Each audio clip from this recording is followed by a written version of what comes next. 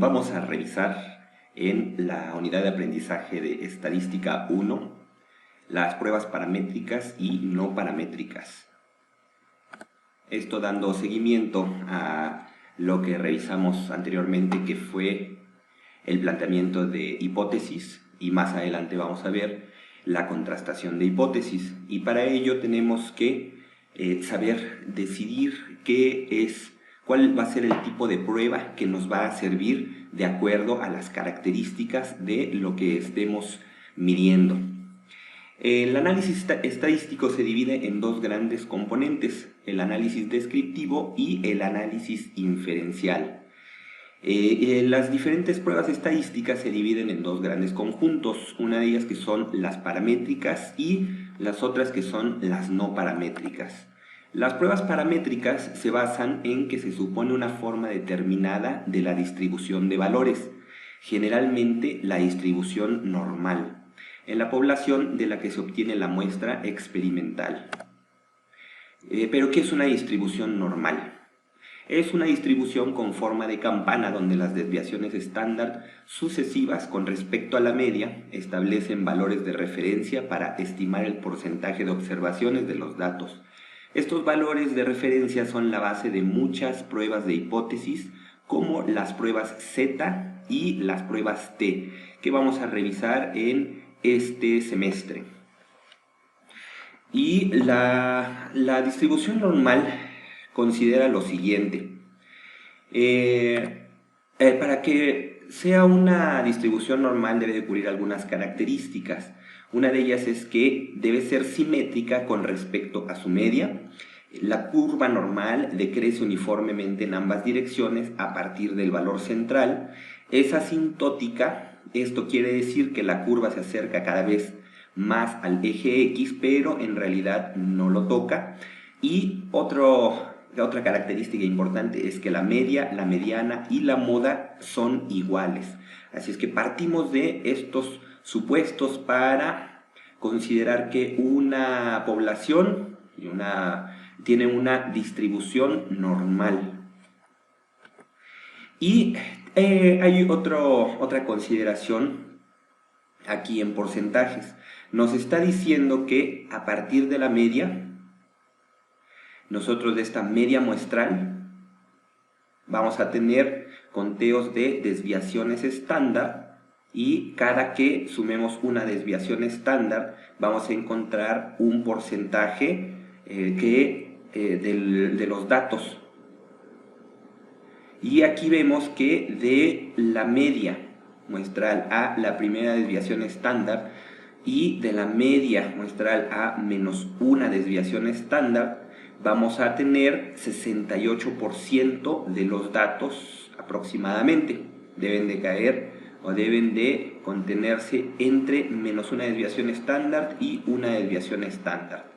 Para 100 datos, 68 de ellos tendrían que caer aquí si consideramos esta parte teórica.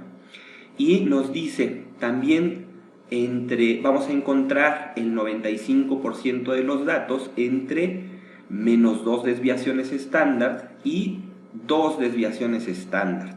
Para 100 datos, entonces, nosotros encontraríamos aquí que serían 95 de los datos. Y vamos a encontrar entre menos 3 desviaciones estándar y 3 desviaciones estándar el 99.7% de los datos. Vamos a verlo con el ejercicio que hemos estado realizando en Excel. Vean, yo voy a trabajar con el ejercicio de los 90 datos, y lo que yo voy a realizar con los 90 datos les pido que ustedes lo hagan con el ejercicio que han estado trabajando de 110 datos. Nos vamos aquí en la distribución normal. Volví a colocar aquí la curva de distribución para que nos guiemos teóricamente de lo que nos pide que debe contener una distribución normal. Nos va a ayudar la distribución normal, saber si tiene una distribución normal una población, porque de ahí vamos a decidir qué tipo de prueba usar, si una paramétrica o una no paramétrica. Y recuerdan que estábamos midiendo todo a partir de la media muestral hacia las desviaciones estándar, tanto del lado derecho de la media como del lado izquierdo de la media. Y aquí vemos la simetría de la campana o de la curva que se genera, y también que no llega a tocar el eje X, y también que baja o tiene un decrecimiento de manera simétrica. Ahora vamos a ver qué es lo que encontramos con este ejercicio. Aquí la fórmula la desglosé, la escribí tal cual, puse media menos una desviación estándar para este ejercicio, en donde la media, nosotros encontramos que la media tiene un valor de 17.7. Ese lo calculé directamente. ¿Se acuerdan que nosotros lo calculamos de dos maneras? Una de ellas fue con todos los datos directamente, y la otra fue cuando empezamos a hacer intervalos. Pero para este ejercicio de distribución normal nos vamos a basar directamente en los datos de tabla. Así es que tenemos una media de 17.7, aquí está, menos una desviación estándar. Y la desviación estándar yo la encontré para estos 90 datos en 6.89. Y aquí está 17.7 menos 6.89, a mí me da un resultado de 10.81. Y ese es este valor. Es decir, estamos calculando a partir de la media menos una desviación estándar. Y ahora la media más una desviación estándar es igual la media, pero ahora más una desviación estándar, y yo obtuve un resultado de 24.59. ¿Qué representa esto? Me está diciendo, por teoría, que yo debo de encontrar 68% de los datos, de los 90 datos, el 68% debe de encontrarse entre menos una desviación estándar y una desviación estándar. Y vamos a ver qué es lo que ocurre. Aquí tenemos que vamos a tomar nuestro primer valor en 10. Aquí estábamos trabajando con kilos, entonces la persona o la primera persona que nosotros encontremos en la tabla que haya perdido 10 kilos, ese va a ser nuestro primer dato. Y la última va a ser la persona que haya llegado a 25 kilos. Nos vamos a nuestro... Ya pasé aquí los datos, vean. Los puse todos en esta forma porque nos va a ayudar a calcular la distribución normal de este ejercicio. Entonces tenemos que a partir de 10 y hasta 25. Entonces nosotros aquí tenemos 10 y hasta que encontremos un 25. Los de 25 también están contenidos. Entonces vamos a hacer...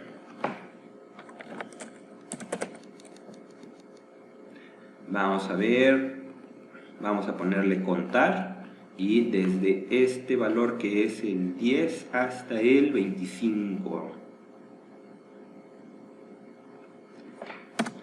Y nos da que tenemos 71 datos que contienen personas que perdieron entre 10 kilos y 25 kilos. ¿Eso qué representa? Para sacar porcentaje, nosotros lo que hacemos es dividir 71, que fue el número de personas que están aquí, entre 10 y 25 kilos, y lo estamos dividiendo entre el total de los datos, que son 90, y eso automáticamente nos da un porcentaje. Yo encuentro .79, que ya en porcentaje expresado sería 79. ¿Qué nos dice la teoría? 68%. Pues yo aquí estoy viendo ya que tengo mucho más alto el porcentaje encontrado.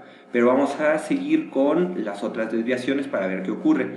La desviación ahora de menos 2 desviaciones estándar a 2 desviaciones estándar me dice que debo de encontrar el 95% de los datos para que se cumpla esta condición de normalidad y que la curva sea simétrica, y también que no toque el eje de las X y las consideraciones que ya revisamos.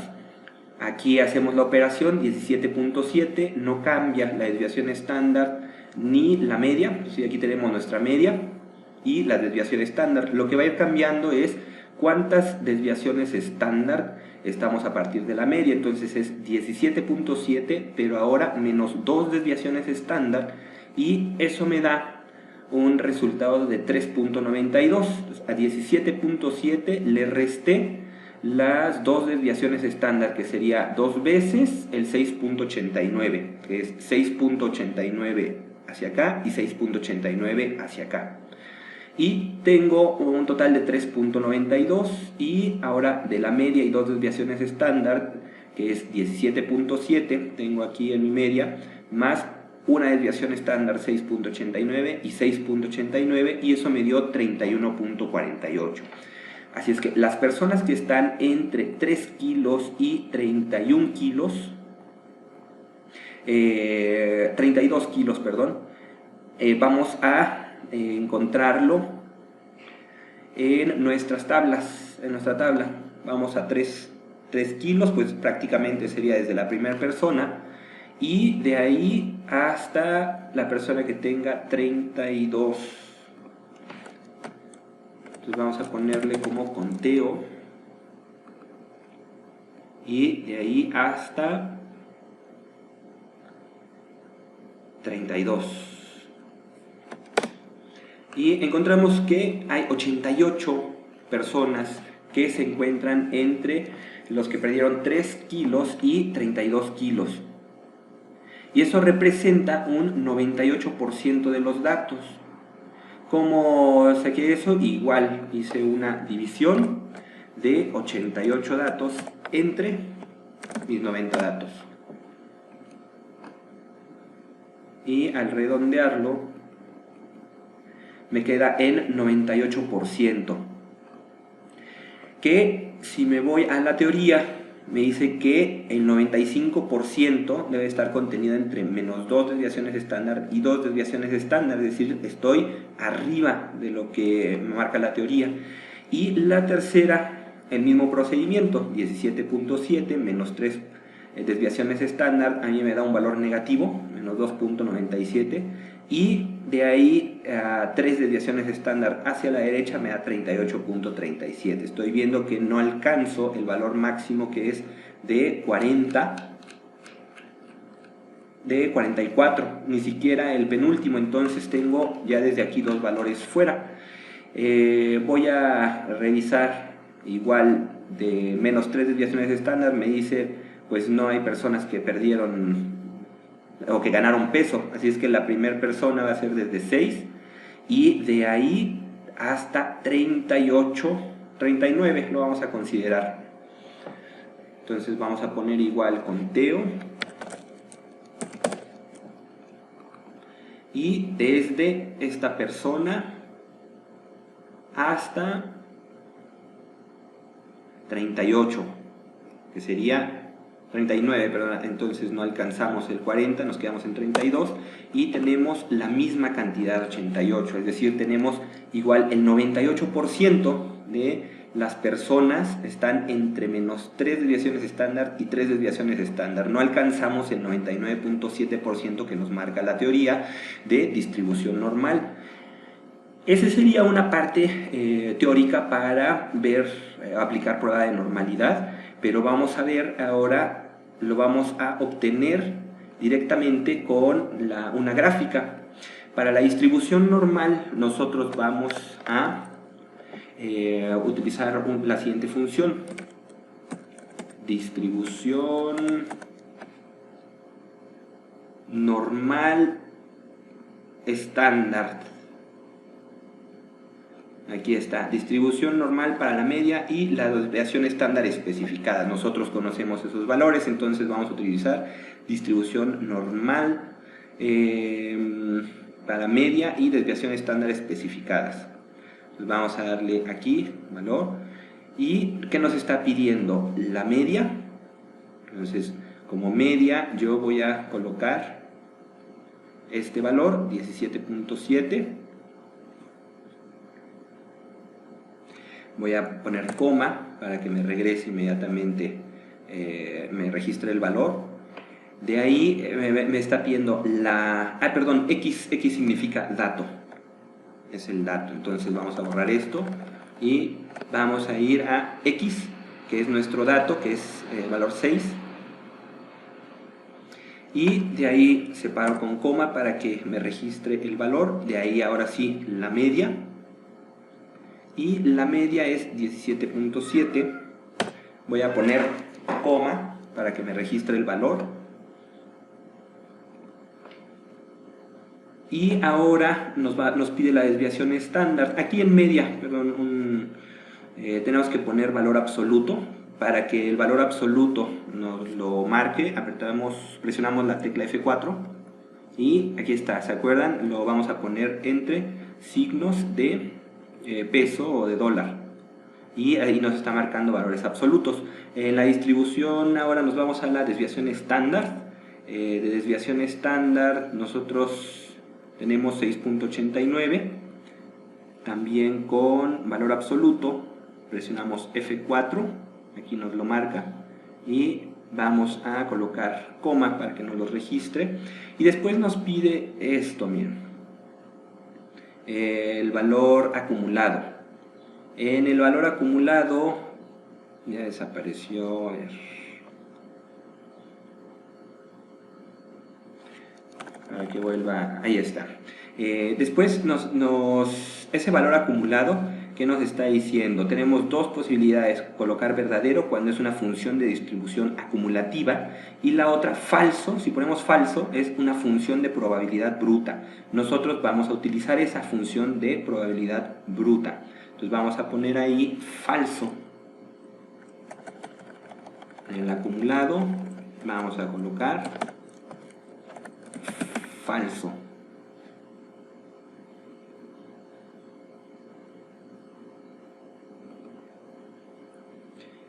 Y vamos a cerrar el paréntesis y vamos a dar Enter. De ahí lo que hago pues es dar doble clic aquí y me va a replicar todos los valores, va en cada una de las celdas hasta el último valor. Y ya tenemos ahí la distribución normal, que sean estos puntos que nos van a dar la gráfica. Y ahora vamos a graficarlos, vamos a seleccionar estas dos columnas con los valores, vamos a insertar una gráfica de dispersión. Ahí en el menú encuentren este modelo por favor, que es dispersión con líneas suavizadas y marcadores, va a comparar pares de valores. Lo vamos a hacer y tenemos ahí ya nuestra distribución normal para este ejemplo. Vamos a ver, vamos a compararla.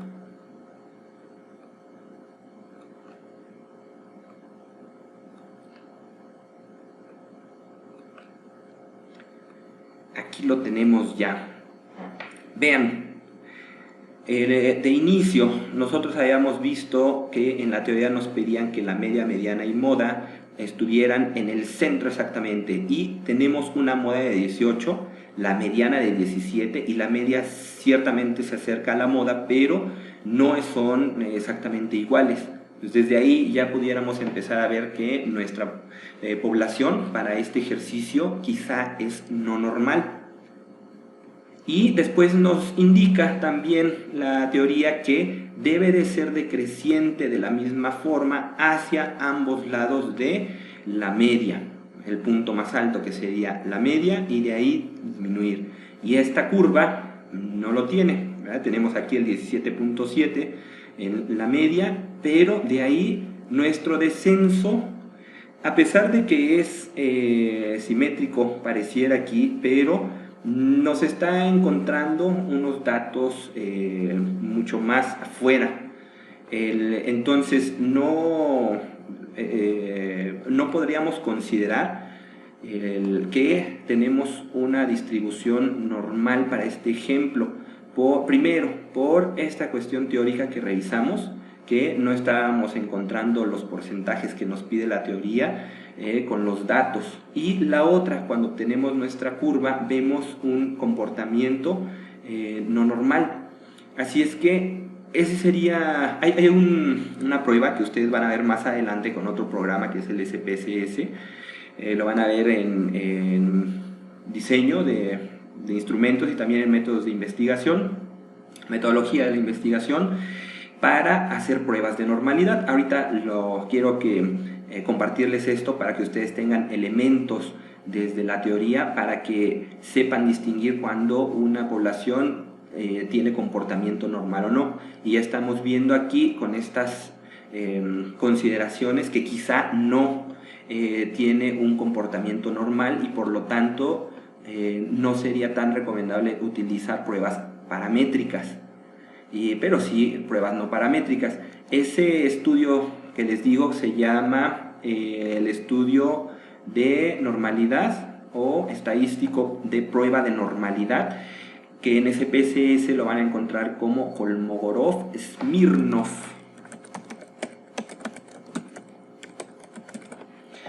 Que ahí sí van a aplicar ustedes la prueba de normalidad a estos datos y si obtienen un grado de significancia para la normalidad, entonces van a aceptar que,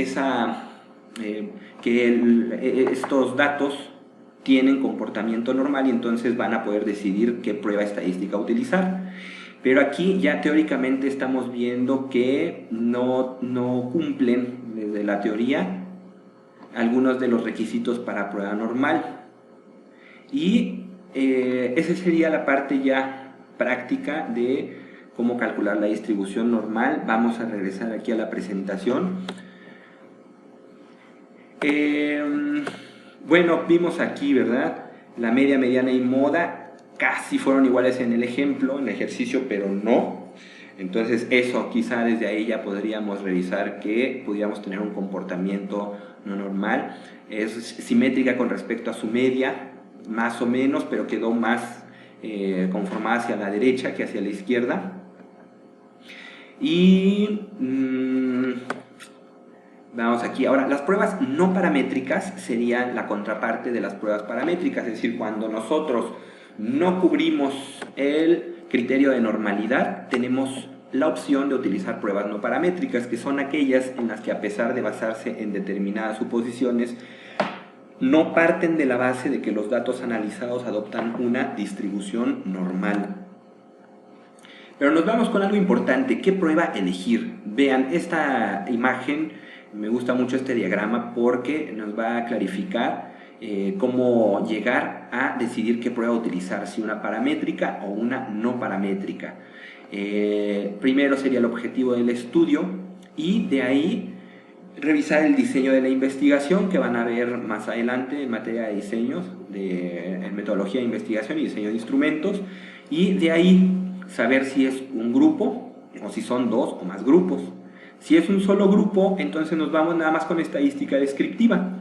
¿Se acuerdan todos estos valores que van a describir y darnos algunos datos de esa muestra? Puede ser la media, la mediana, la moda, la desviación estándar, nada más van a estar los descriptivos, pero sin hacerles ningún otro procesamiento. Si son dos o más grupos, entonces tenemos la oportunidad de decidir entre estadística descriptiva y también la inferencial, en donde podemos encontrar la inductiva y la deductiva, en donde la deductiva ya se plantean hipótesis para contrastarlas. La escala de medición, de ahí del diseño de investigación nos vamos a la escala de medición, donde ya intervienen las variables. Si tenemos variables cualitativas que sean ordinales o nominales, nos vamos inmediatamente con estadística no paramétrica. Otra vez, si ustedes van a tener o van a estudiar variables cualitativas que sean ordinales o nominales, entonces van a utilizar estadística no paramétrica. Igual, si es escala de medición son variables cuantitativas pero discontinuas, entonces van a ir con estadística no paramétrica.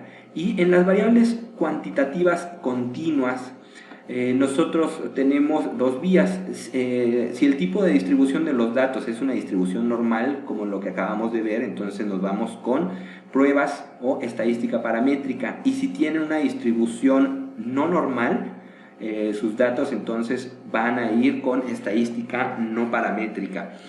Y ahora vamos a revisar algunas características de los estudios paramétricos y los estudios no paramétricos. Vean, se aplican a muestras de más de 20 elementos en los estudios paramétricos, y en los no paramétricos es para muestras pequeñas, que son menos de 20. En psicología, debido a nuestra población de estudio, hay algunas veces en las que ya de entrada sabemos que vamos a utilizar estudios no paramétricos porque nuestras muestras son pequeñas, a lo mejor de 6, 7 elementos nada más, si es que inmediatamente ya vamos a determinar que vamos a utilizar un estudio, va a ser un estudio no paramétrico. En los estudios paramétricos vamos a aplicarlo a variables de tipo nominal o de intervalo, y en del no paramétrico es permitido para variables categóricas. En el punto 3, para los paramétricos, es que parte del supuesto de una distribución normal, este es importante, y el otro se desconoce cómo están distribuidos los datos. En los estudios paramétricos, en la 4, las hipótesis se basan en valores numéricos, especialmente en promedios. Y la otra, en los no paramétricos, se redactan sobre rangos, sobre la mediana. ¿Se acuerdan que en el video anterior les dije que se basaban en la mediana y estos en promedios o medias? Y la 5, los estudios paramétricos no consideran valores perdidos como fuente de información, y aquí sí, asume valores perdidos como fuente de información. Entonces, son algunos elementos que les quería compartir porque más adelante en otras materias los van a estar revisando. Y nos vamos a tipos de pruebas paramétricas. El tipo de contraste que pueden hacer, si es una sola muestra, vamos a utilizar prueba T, de Student, que la vamos a revisar como último tema de este semestre.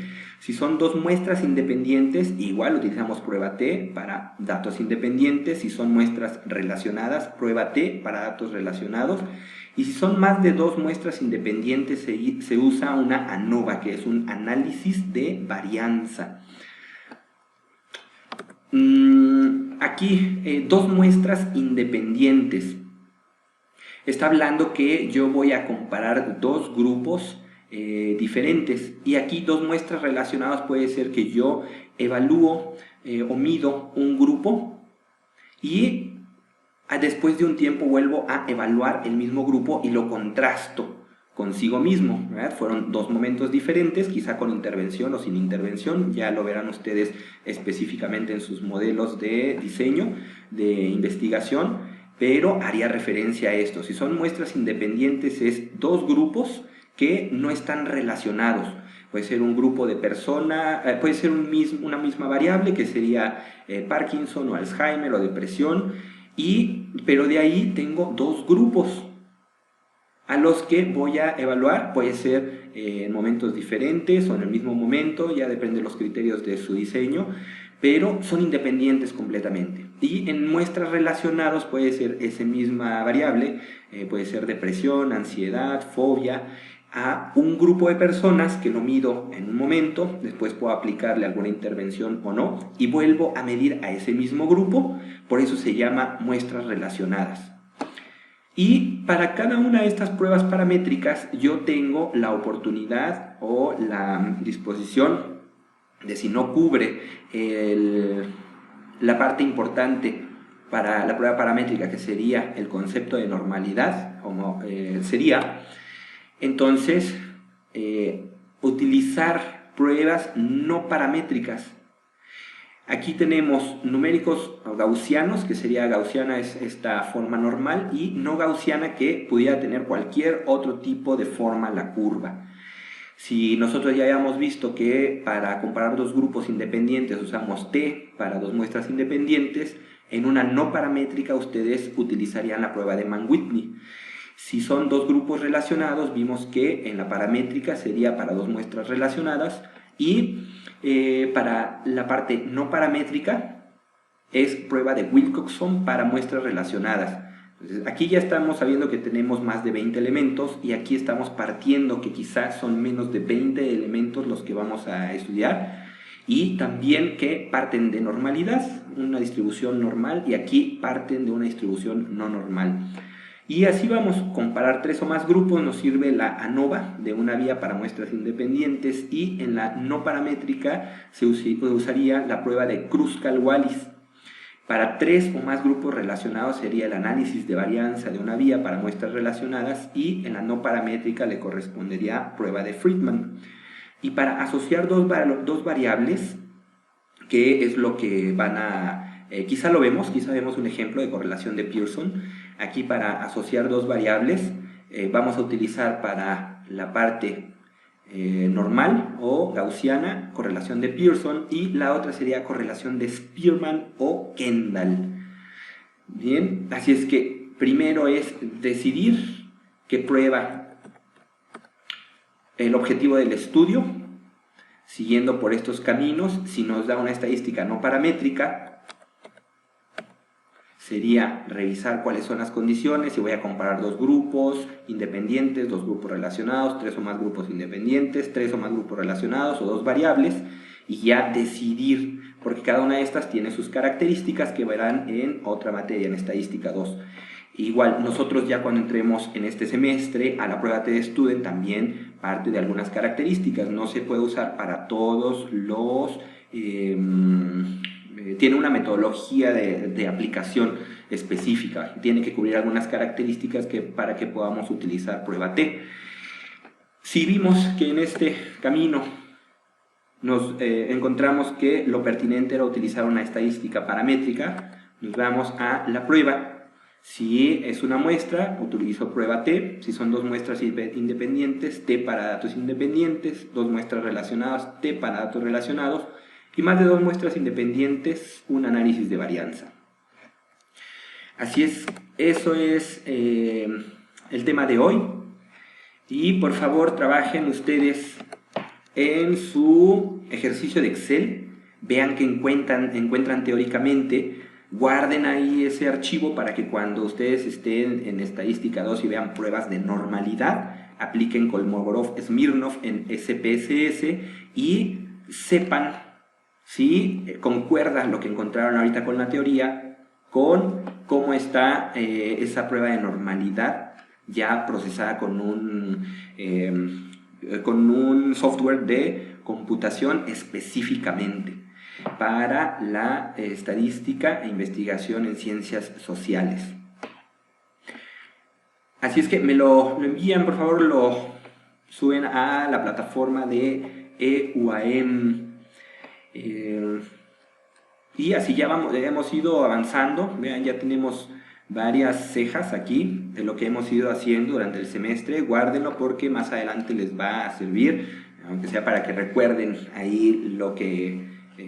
la teoría, qué hacer. Así es que hoy revisamos pruebas paramétricas y no paramétricas. Muy bien, ahí terminamos nuestro módulo. Nos vemos en el siguiente.